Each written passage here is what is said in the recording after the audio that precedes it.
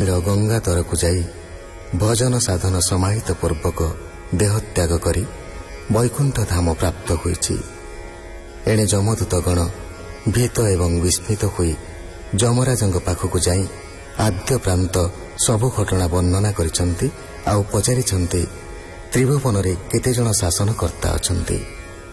विष्णुदूत माने तांको अवज्ञा कले काहेकि? जमराज सेमानक संशय मोचनार्थे विष्णुक महिमा एवं वैष्णव धर्मर उत्कर्ष प्रतिपादन करुछंती।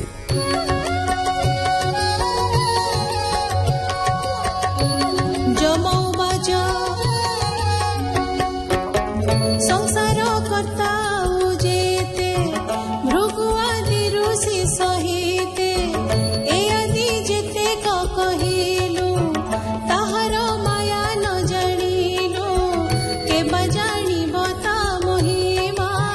प्रभुर नाम गुण सीमा इंद्री हृदय वाक्य मने जहाको न जानते जाने सर्व शरीरे आत्मारूप जेन्द्रियंकर अधिप से प्रभु आत्मतंत्रे थाई संसार चेष्टा से कराई।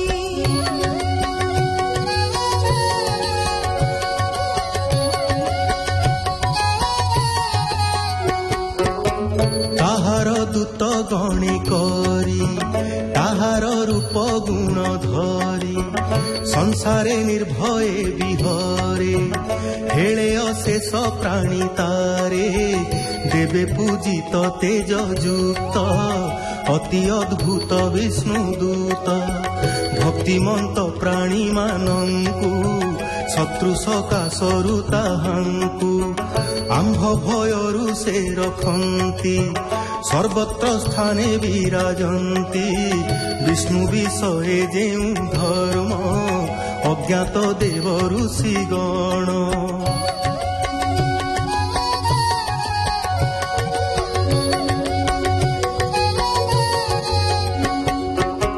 सिद्ध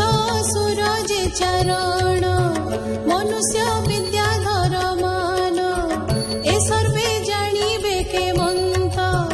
जहार महिमा अनंत स्वयंभू नारद कुमार शिव कपिल मनुवर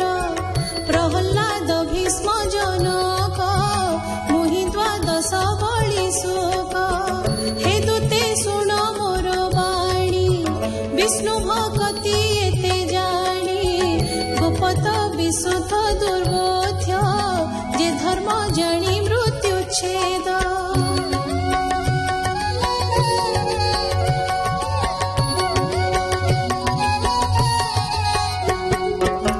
कृष्ण चरणे जार मन संसारे श्रेष्ठ से हुजन नाम उच्चारंती जे बारे श्रीकृष्ण भक्त बोली तारे भागवत जे विष्णु वाणी परम धर्म परिमाणी हे दूते गोविंदर नाम महिमा देख उच्चारीण अजामिल ही जे नामरु मुक्त हेला मृत्यु पासरु एत अकर्म करु थाई कृष्णता गति न जानई।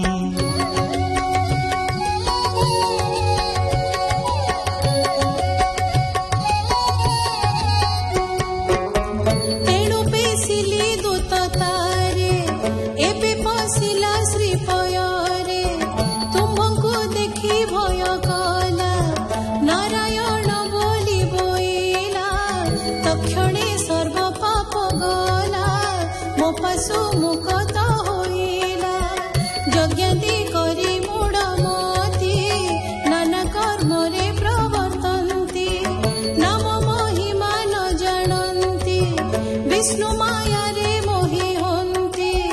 श्रीकृष्ण नाम संकीर्तन प्राणिक पाप विमोचन।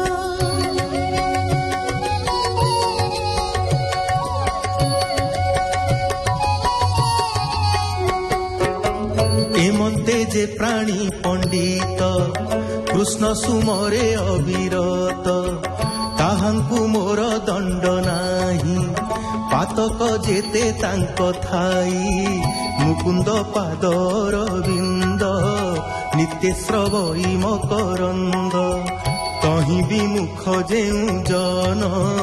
ତାହାଙ୍କୁ କରିଣ ବନ୍ଧନ ଆଣି ତାହାଙ୍କୁ ମୋ ଅଗ୍ରତେ ଯାତନା ଦେବ ବିରତେ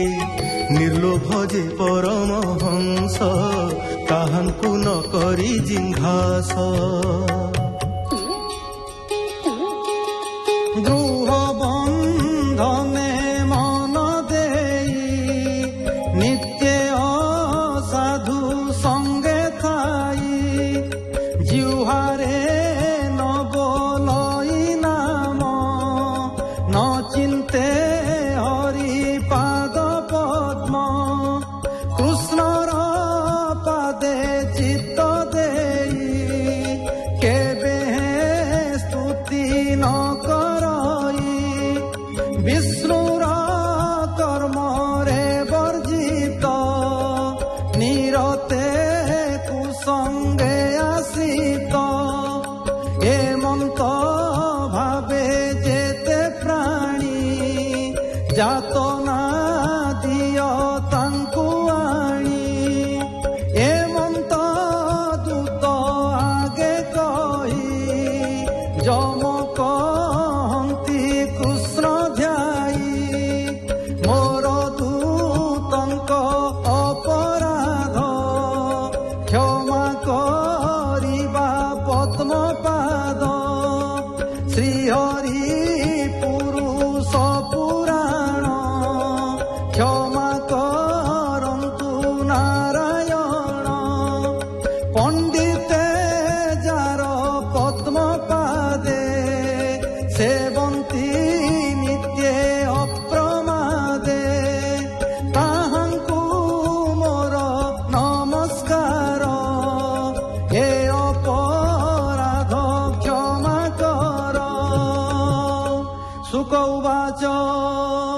ହେମନ୍ତ ଯମ ବାକ୍ୟ ଶୁଣି ବିଷ୍ଣୁ ମହିମା ପରିମାଣି ଯମ କିଙ୍କର ଭୟ ଚିତ୍ତ ବୋଲନ୍ତି ଏକି ବିପରୀତ